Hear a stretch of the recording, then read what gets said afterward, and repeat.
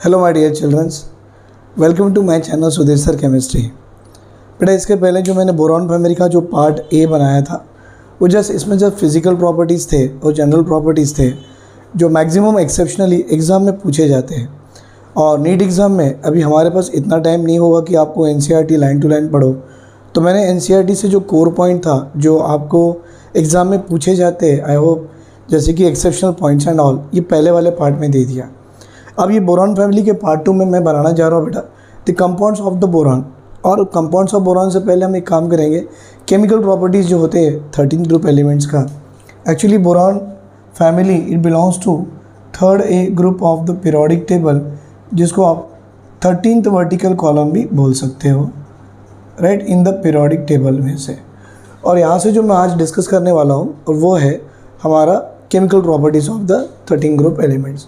तो बेटा ये जो प्रॉपर्टीज़ हैं, हम केमिकल प्रॉपर्टी, सबसे इंपॉर्टेंट केमिकल प्रॉपर्टीज़ पहले देखेंगे कि ये जो एलिमेंट्स होते हैं how does it will B reacting with, मतलब ये एलिमेंट्स एयर के साथ रिएक्ट करके क्या कंपाउंड बना सकते हैं। ऑब्वियसली बेटा आप जानते हो कि 13 ग्रुप एलिमेंट जब अगर एटमॉस्फेरिक एयर से रिएक्ट करेगा, I should write reactivity of this group element, reactivity with air.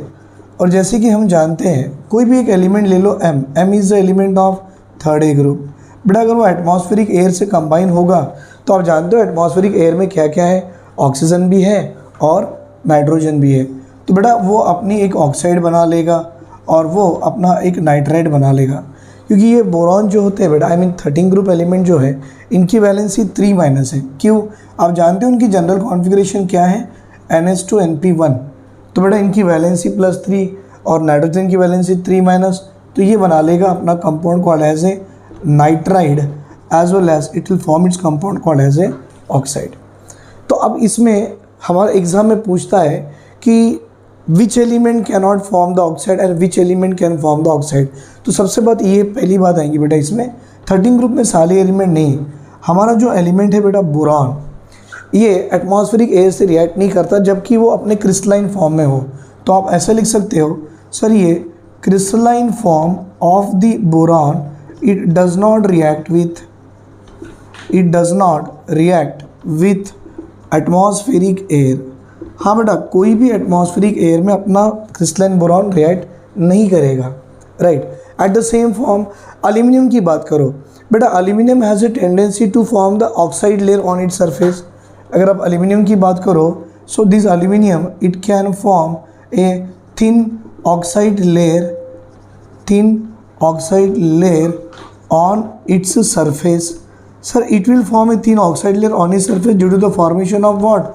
Oxide। तो एल्यूमिनियम अगर एटमॉस्फेरिक एयर से रिएक्ट कर जाए तो वो अपना एक थिन ऑक्साइड लेयर बना लेगा। और बोरॉन की बात करो तो अपना crystalline form of the boron atmospheric air से रिएक्ट नहीं करेगा।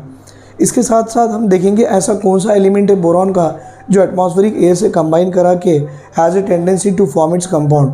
हम बोलेंगे बेटा हमारा जो बोरॉन होगा the amorphous form of the boron it has a tendency to combine with the atmospheric air.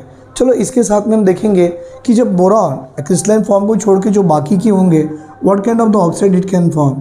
तो बेटा बोरॉन बनाएगा B2O3, बोरॉन के बाद एल्यूमिनियम बनाएगा Al2O3, boron aluminium, then it will come as a gallium, boron aluminium gallium और बाद में आएगा बेटा indium, boron aluminium gallium indium, बाद में आएगा थैलियम Tl2O3। सो ये सारे क्या हो गए, ये सारे ऑक्साइड अपने 13 ग्रुप एलिमेंट ने बना लिए। बेटा they have a tendency to form the oxide of the type B2O3, Al2O3, Ga2O3, In2O3 and Tl2O3। ये ऑक्साइड अपने 13 ग्रुप एलिमेंट ने बना लिए। ऐसा ही नहीं बेटा, ये जो बोरॉन है इनके पास कुछ एलिमेंट ऐसे भी होते हैं they have a tendency to, they have a variable valency, मतलब +3 के साथ साथ +1 भी है। अब उसके बारे में आपको बताना चाहूँगा, +1 के साथ में +3 है, तो +3 के फॉर्म में ऐसे कौन से है, ये तो +3 वाले हो गए। देखो बेटा अब बोरॉन की valency 3, aluminium 3, gallium 3, indium 3, thallium 3। +1 वाले कंपाउंड कौन बनाएगा, तो गैलियम से बनता है। तो गैलियम से +1 वाले कंपाउंड बनेंगे, तो गैलियम की +1, ऑक्सीजन की 2-, Ga2O, इंडियम बेटा In2O, थैलियम सर Tl2O। तो देखिए ये boron, aluminium, gallium, indium, thallium can form the oxide of the type M2O3। But यहाँ से गैलियम से लेके थैलियम तक they have a tendency to form the oxide of the type M2O, मतलब element 2 and O। क्यों? क्योंकि देखो ये गैलियम की ऑक्सीडेशन स्टेट यहाँ +1 है बेटा, गैलियम की ऑक्सीडेशन स्टेट यहाँ +3 है। वैसे इंडियम की देखो बेटा यहाँ +3 है, थैलियम की ऑक्सीडेशन स्टेट +3 है, और यहाँ थैलियम अपने +1 में है और इंडियम अपने +1 में है। अब आपको लगेगा सर ऐसा कैसे हो गया कि this have a tendency to form the +1 and +3। तो ये छोटा सा कंसेप्ट है बेटा, कहीं ना कहीं आपने इलेक्ट्रॉनिक कॉन्फ़िगरेशन में पढ़ा होगा। कैसे? देखिए बेटा, ये जो जनरल कॉन्फ़िगरेशन है NH2NP1 का, ये बताता है कि S में 2 इलेक्ट्रॉन है और P में 1 इलेक्ट्रॉन है।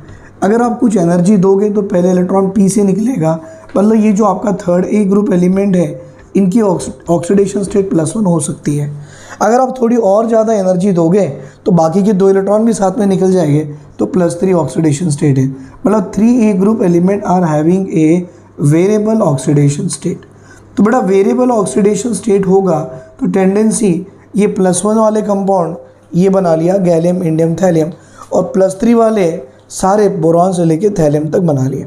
हाँ, अब ये जो मैंने ऑक्साइड बनाया 2 टाइप के बेटा, एक +3 वाले टाइप के और एक +1 वाले टाइप के। एग्जाम में पूछता है इसमें acidic nature, basic nature, amphoteric nature कौन से है। आपको देखना बेटा, हमारे NCERT ने बोला है कि ऑक्साइड ऑफ बोरॉन दिख रहा है ये वाला, सॉरी बेटा, ऑक्साइड ऑफ बोरॉन जो दिख रहा है ये, सर इसकी अगर नेचर बात करो तो ये आपका एसिडिक ऑक्साइड है।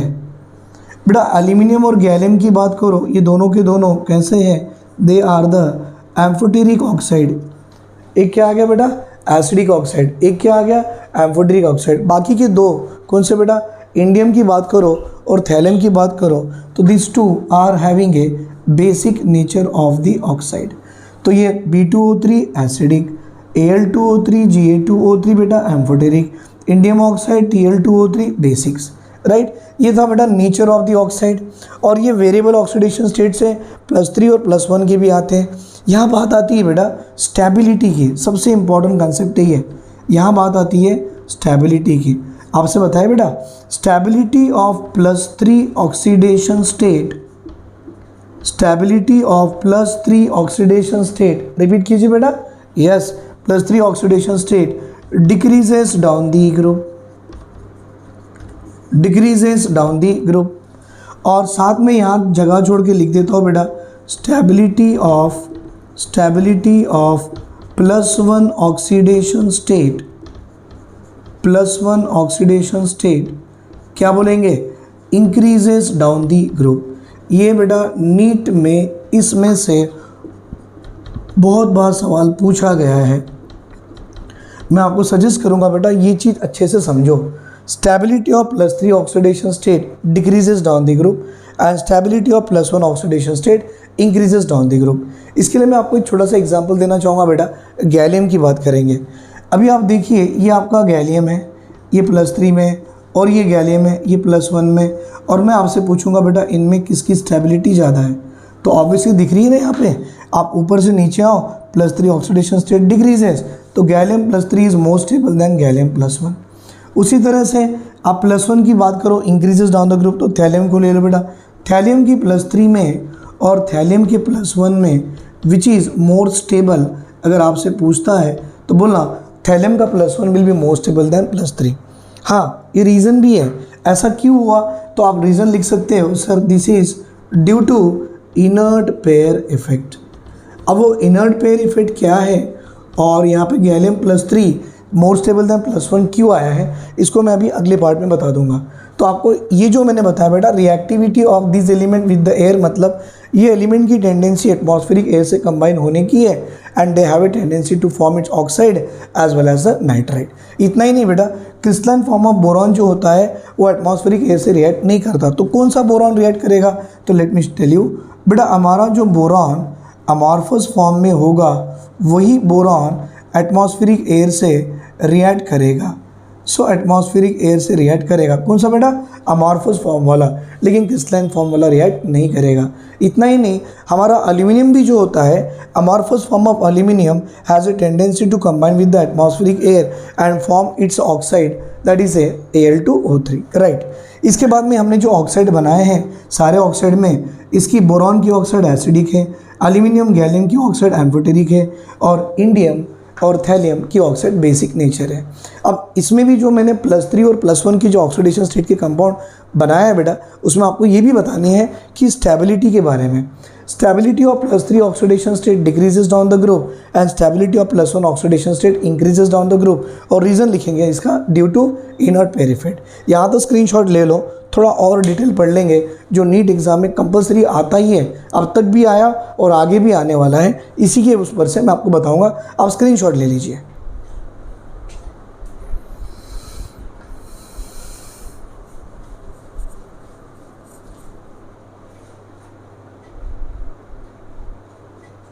चलो हो गया, वेरी गुड।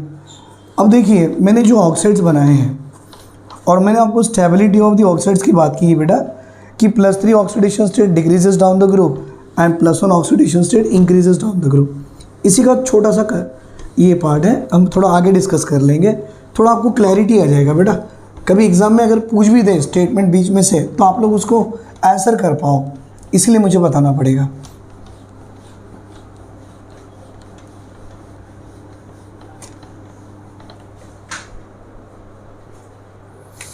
बेटा हमने बात की है stability of +3 oxidation decreases down the group, मतलब गैलियम, बोरॉन, एल्यूमिनियम, गैलियम, फिर आएगा इंडियम और फिर आएगा थैलियम। और इन तीनों में पूछा कि स्टेबिलिटी किसकी ज़्यादा है, फिर बेटा गैलियम, फिर आ गया इंडियम और फिर आ गया थैलियम, और आपसे फिर पूछा गया इसमें स्टेबिलिटी किसकी ज़्यादा है। बेटा अभी भी आपने स्टेटमेंट क्या लिखा, stability of +3 oxidation state decreases down the group, मतलब गैलियम का +3 सबसे ज़्यादा stable, and stability of +1 oxidation state increases down the group, तो सर थैलियम का +1 विल बी मोर स्टेबल। इसमें क्वेश्चंस कैसे बनाते वो सीखो आप। अब आप गैलियम की बात लो बेटा, एक अच्छा सा एग्जांपल दे रहा हूँ मैं। सर गैलियम का +3 और गैलियम का +1, आप बताइए which is more stable. +3 is more stable then +1, और +1 आपका +3 के कंपेयर में अनस्टेबल है। इसका मतलब बेटा पूरी दुनिया में जो रिएक्शन चलती है अनस्टेबल से स्टेबल की तरफ चलती है। मतलब इस रिएक्शन को देखो आप, गैलियम के +1 से आप गैलियम का +3 बना सकते हो। हाँ बेटा बना सकते हो। कैसे +1 से +3 कैसे बना होगा भाई, इसने गैलियम +1 ने क्या किया होगा, 2 इलेक्ट्रॉन और लूज़ कर दिया होगा। बेटा इसने 2 इलेक्ट्रॉन लूज़ किया और 2 पॉजिटिव चार्ज ले लिया, तो आपका जो गैलियम का +1 है बेटा, इट अंडरगोज कहाँ, यस सर बेटा इट अंडरगोज क्या हो गया, लॉस ऑफ इलेक्ट्रॉन हुआ ना, as it undergoes loss of electron called as a oxidation. अगर इसकी ऑक्सीडेशन होती है that means it must be act as what, a good reducing agent. Is it clear. ये एग्जाम में एग्जामिनर पूछता है आपको कैसे, बेटा गैलियम का +3 या गैलियम का +1, तो आपने बोलना गैलियम का +1 can undergo reduction, loss of electron, can undergo oxidation, hence it act as a good reducing agent. मतलब आपको पूछा जाएगा इसमें से गैलियम का कौन सा कंपाउंड अच्छा रिड्यूसिंग एजेंट है। सर Ga2O या Ga2O3 इन दोनों में which one act as a good reducing agent. अगर आपसे पूछा जाए तो आप सीधा आंसर कर सकते हो सर कि गैलियम का that is +1 will be act as a good reducing agent compare to gallium +3। ये क्वेश्चन बनते हैं बेटा इस कंसेप्ट में से। अब ऐसे ही कंसेप्ट को आप एल्यूमिनियम को भी लगा लो, सेम कंसेप्ट में हमारे थैलियम को लगा लो। आप जानते हो थैलियम के +1 और थैलियम के +3 में थैलियम का +1 कैसा है बेटा, थैलियम का +1 स्टेबल है। दैट मीन्स आपका थैलियम का +3 कैसे हो गया, सर थैलियम का +3 अनस्टेबल हो गया। अब दुनिया में रिएक्शन कैसे चलेगी आप ही बताओ, स्टेबल से अनस्टेबल या अनस्टेबल से स्टेबल, यस सर अनस्टेबल से स्टेबल चलेगा। मतलब थैलियम का +3 कन्वर्ट होता है थैलियम के +1 में कैसे, बाय गेनिंग 2 इलेक्ट्रॉन। मतलब देखो इसने 2 इलेक्ट्रॉन गेन किया, सर गेन ऑफ इलेक्ट्रॉन मतलब इट अंडरगोज रिडक्शन होगा, और भाई जिसकी रिडक्शन हुई होगी it must act as a what good oxidising agent. तो देखो बेटा वही कंसेप्ट जो मैंने अभी आपको गैलियम को बताया वही थैलियम में भी आ गया। That means it act as good oxidising agent. मतलब हमसे पूछा जाए Tl+3 और Tl+1 में, है ना बेटा, अनस्टेबल से आप स्टेबल पे गए, आप अनस्टेबल से कहाँ गए, स्टेबल पे गए, कैसे बाय गेनिंग। तो Tl+3 की टेंडेंसी क्या है, undergo reduction, act as an what good oxidising agent. तो बेटा ये होगी अपनी ऑर्डर ऑफ ऑक्सीडाइजिंग एजेंट। इतना ही नहीं, इससे मिलने वाला जो कंपाउंड होगा Tl2O3 और इससे मिलने वाला कंपाउंड होगा दैट इज Tl2O। सर इन दोनों में अगर आप देखो the Tl2O3 will act as a good oxidising agent, it must act as a good oxidising agent. तो ये कंसेप्ट बेटा इसमें से पूछे जाते हैं, that is reactivity of this element toward the atmospheric air. साथ में मैं आपको ये जो बता दिया पूरा पार्ट, आप देखिए हमारे अब तक के 4 साल के नीट या 5 साल के प्रीवियस नीट के पेपर में इसमें से क्वेश्चन पूछा गया है। Stability order of thallium +1 n+3, stability order of gallium +1 n+3, और इसमें भी Ga+3, In+3, Tl+3 में स्टेबल कौन है। ये क्वेश्चन प्रीवियस 5 साल में पूछे गए हैं। और देख लेना बेटा ये प्रीवियस क्वेश्चन के कंसेप्ट से ही मैंने एनसीईआरटी का आपको एक कंसेप्ट बना के दे दिया है। तो chemical property number 1 reactivity of this group element with the atmospheric air, ये पार्ट हो गया। सेकंड वन हम देखेंगे reactivity of this group element with acid and alkali. आप इसका स्क्रीनशॉट ले लो, फटाफट ले लो बेटा स्क्रीनशॉट इसका।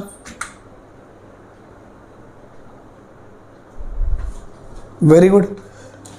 सेकंड पार्ट करेंगे हम reactivity of this group element with acids and alkali.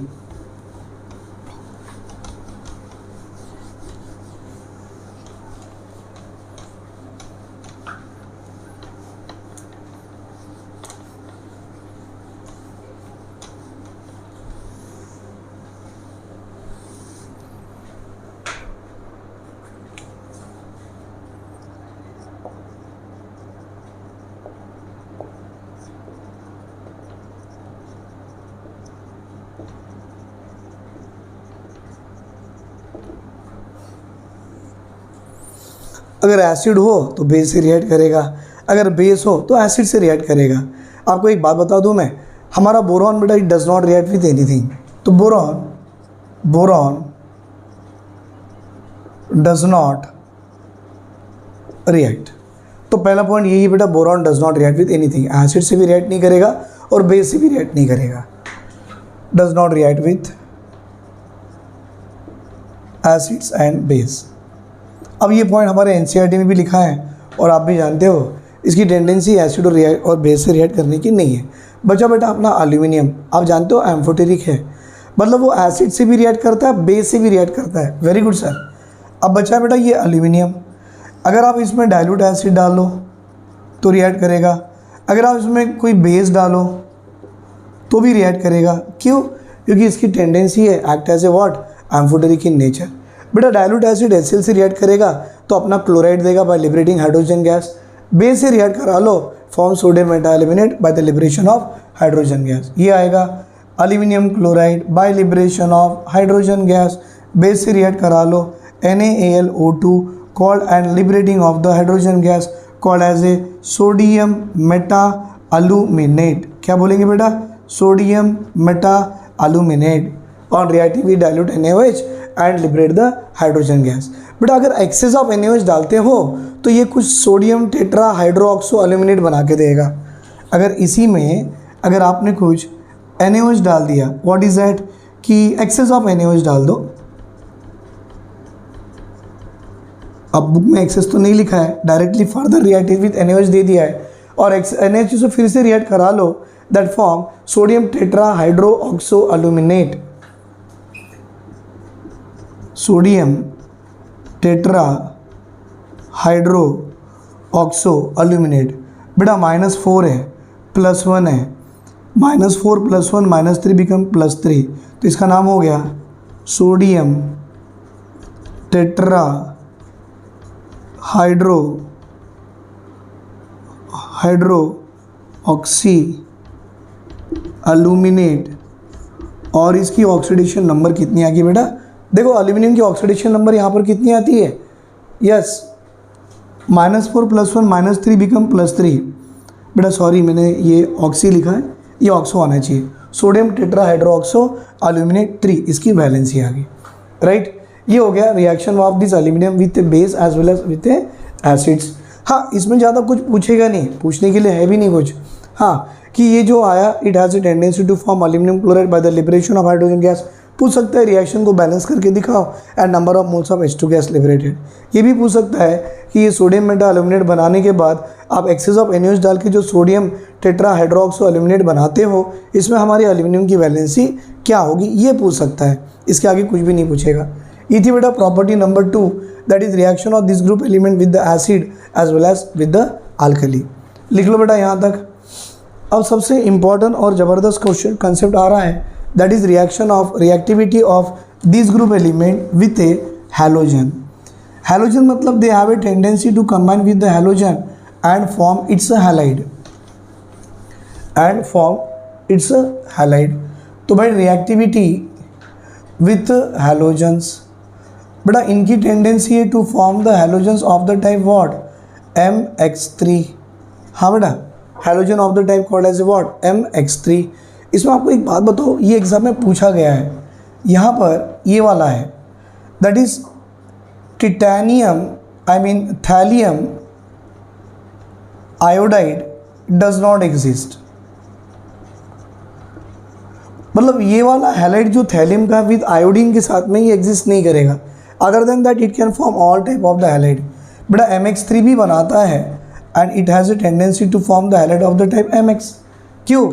Element की वैलेंसी +3 है, एलिमेंट की वैलेंसी अब +1 है, तो +1 हो +3 हो, ये दो तरह के हैलाइड बनाएगा। बट ऐसा हैलाइड जो है TlI3, that is A what you can say thallium का ट्राई आयोडाइड फॉर्म वाला हैलाइड डज नॉट एग्जिस्ट, क्योंकि NCERT मेंशन किया भी है। और आप जानते हो क्यों एग्जिस्ट नहीं हो रहा है, because of the weak overlapping of the orbital, the overlapping of orbital does not take place properly. तो बॉन्ड जो बनेगा वीक बनेगा एंड मॉलिक्यूल जो बनेगा अनस्टेबल होगा and hence it does not exist about the thallium. चलो अब इसमें हम देखेंगे बेटा what is the compound obtained by this element. तो चलो अभी काम करेंगे, जो कंपाउंड बनाते हैं उसकी बात करेंगे। फॉर एग्जाम्पल मैं बात कर रहा हूँ बेटा बोरॉन की, तो it has a tendency to combine with the halide and form the compound called as a BF3।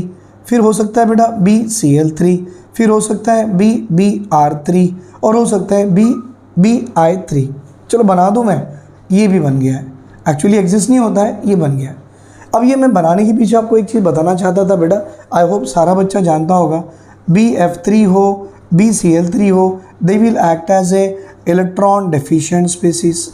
Sir हमें कैसे मालूम कि ये इलेक्ट्रॉन डेफिशिएंट है? क्योंकि बेटा ये जो बोरॉन ने 3 फ्लोरीन के साथ जो बॉन्ड बनाए हैं, आप देखिए सेंट्रल एटम बोरॉन के पास एक वैकेंट ऑर्बिटल अवेलेबल है।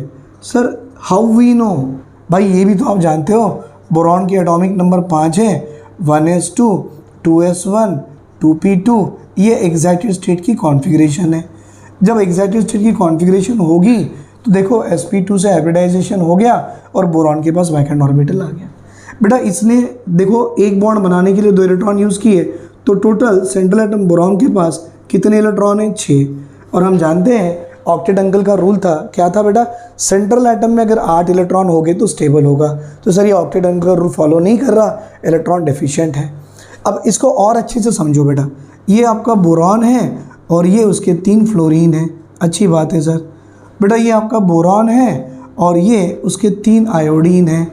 अच्छी बात है सर। सर आप ऐसा लंबा लंबा क्यों बना रहे हो और ये छोटा छोटा क्यों बनाए? ये तो आप भी जानते हो, as we are coming down the group atom की साइज़ बढ़ेगी, बॉन्ड लेंथ बढ़ेगा। सर बॉन्ड लेंथ बढ़ गया, बॉन्ड लेंथ कम है।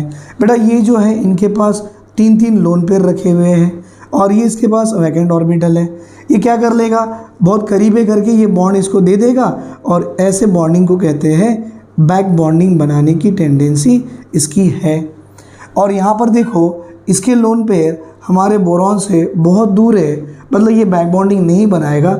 और ये बोरॉन का वैकेंट ऑर्बिटल, ये जो है ये बोरॉन का वैकेंट ऑर्बिटल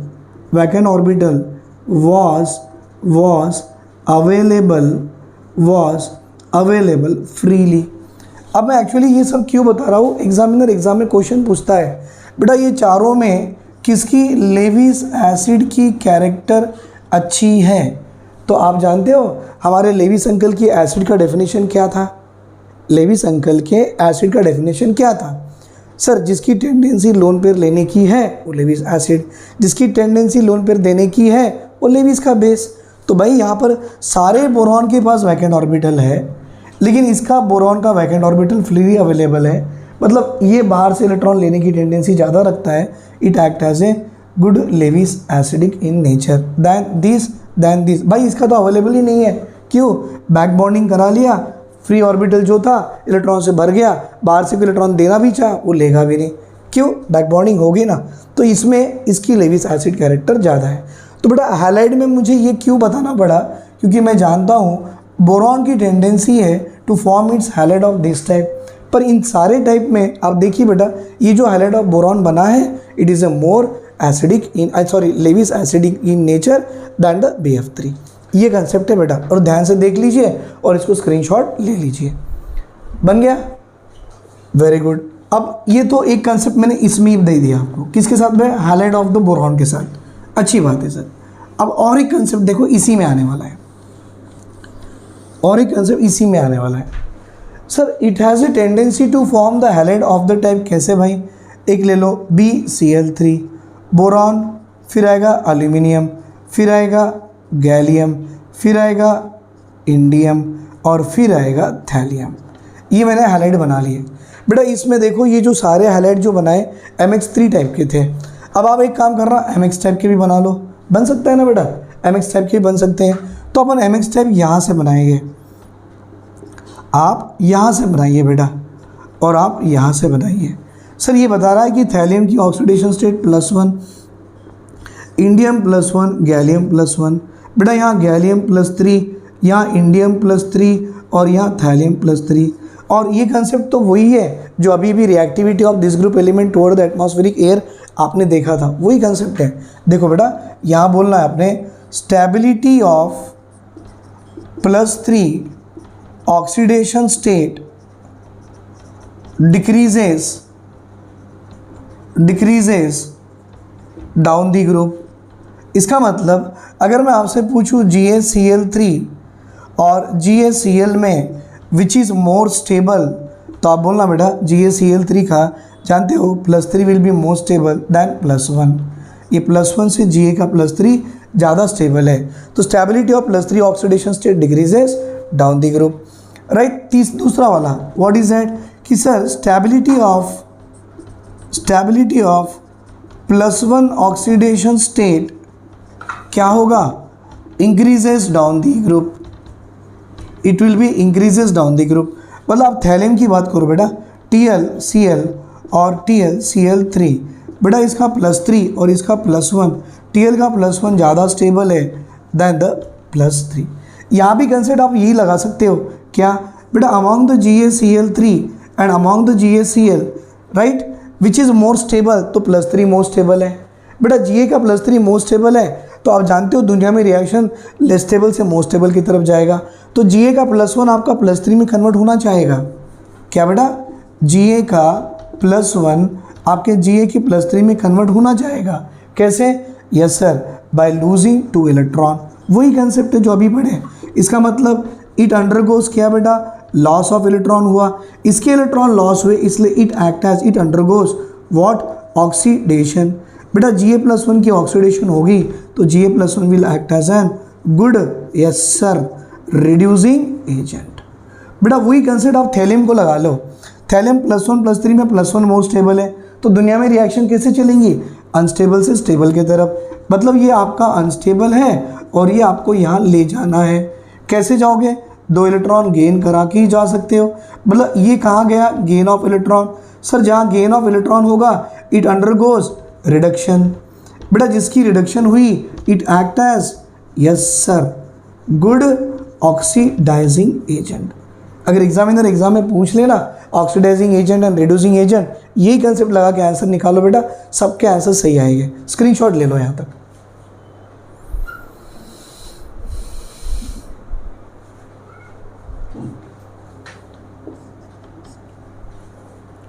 बन गए। देखो बेटा मैंने आपको पहले पार्ट में क्या कवर करा के दिया, एक जनरल प्रॉपर्टीज़ थी।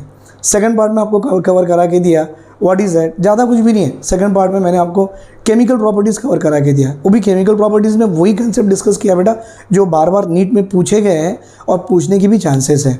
मतलब यहाँ पर मैंने कुछ एक्सेप्शन भी बताया था कि आपको लेविस एसिड कैरेक्टर कैसे पता करना है, आपको इस कंपाउंड में ऑक्सीडाइजिंग नेचर, रिड्यूसिंग नेचर कैसे पता करना है, और स्टेबिलिटी ऑफ +3 एंड +1 की ऑक्सीडेशन स्टेट बतानी है। आपको अगर डाउट आ रहा होगा, इसके पहले भी मैंने गैलियम के बनाया, थैलियम के बनाया, बट बोरॉन के नहीं बनाया। क्यों जानते हो बेटा? बोरॉन की एटॉमिक नंबर होती है 5, सुन लो, तो आप 1s2 लिखते हो, 2s2 लिखते हो, 2p1 लिखते हो। आप यहाँ से इलेक्ट्रॉन निकाल सकते हो और यहाँ से इलेक्ट्रॉन निकाल सकते हो।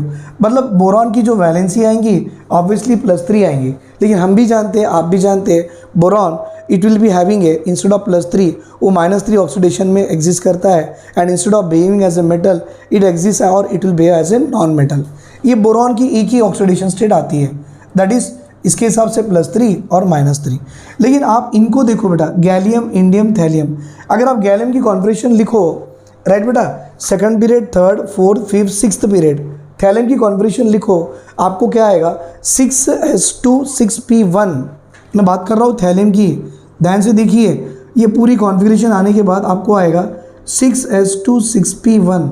बेटा थैलियम का एक इलेक्ट्रॉन तो निकल गया, लेकिन S और P के बीच में do you know it has the D and F orbital.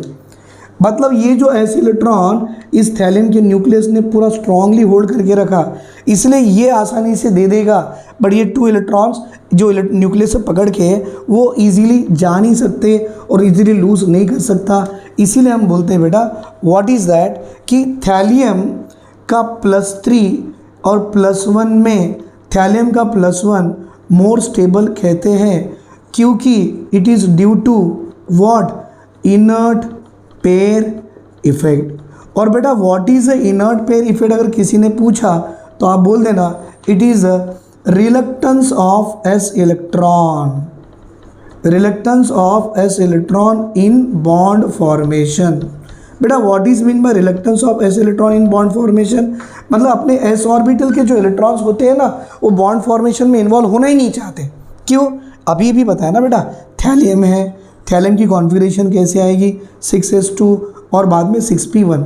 बेटा ये तो इलेक्ट्रॉन निकाल दिए, इसको निकालने के लिए बीच में d ऑर्बिटल f ऑर्बिटल के इलेक्ट्रॉन्स हैं, तो उनके कारण क्या होगा, शील्डिंग बहुत ही वीक हो जाएंगी, और शील्डिंग वीक होगी तो न्यूक्लियस और ये इलेक्ट्रॉन के बीच का अट्रैक्शन बढ़ते जाएगा, और आपको इस इलेक्ट्रॉन को निकालने के लिए एनर्जी बहुत ज़्यादा लगेगी। वही बोलता है ना बेटा कि क्यों ज़्यादा लगी, क्योंकि ये इलेक्ट्रॉन को इस थैलियम के न्यूक्लियस ने स्ट्रांगली होल्ड करके रखा। सर क्यों होल्ड करके रखा? क्योंकि इस s ऑर्बिटल और p ऑर्बिटल के बीच में d और f ऑर्बिटल है, और हम लोग जानते हैं d f ऑर्बिटल की शील्डिंग बहुत वीक होती है। अगर वो स्ट्रांगली होल्ड करके रखेगा तो s ऑर्बिटल के इलेक्ट्रॉन इन्वॉल्व ही नहीं करेंगे बॉन्ड फॉर्मेशन में, and hence that effect will be called as a what inert pair effect. तो अगर किसी ने पूछा कि थैलियम का +1 +3 से स्टेबल क्यों है, तो आप बोलना +1 is most stable and +3 due to inert pair effect. What is inert pair effect पूछे तो बोलना sir it is due to that s orbital electron does not participate in the bond formation, और reason यही है आपके सामने। Is it clear? तो बेटा ये पार्ट 2 में मैंने ओनली केमिकल प्रॉपर्टी कवर की है। आई होप आपको मेरा वीडियो पसंद आया होगा, तो प्लीज़ बेटा ये वीडियो को एक बार 2 बार देख के प्लीज़ अपने आप में नोट्स बनाइए और उसको रिवीजन कीजिए। एंड इफ़ यू लाइक मेरा वर्क अगर आपको पसंद आ रहा है तो please like, share and subscribe my videos as many as the students those who required for this one।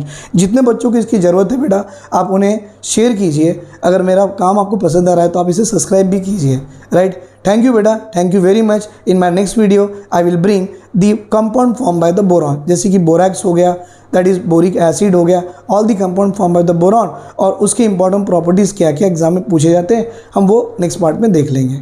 Thank you बेटा, thank you very much, have a great day.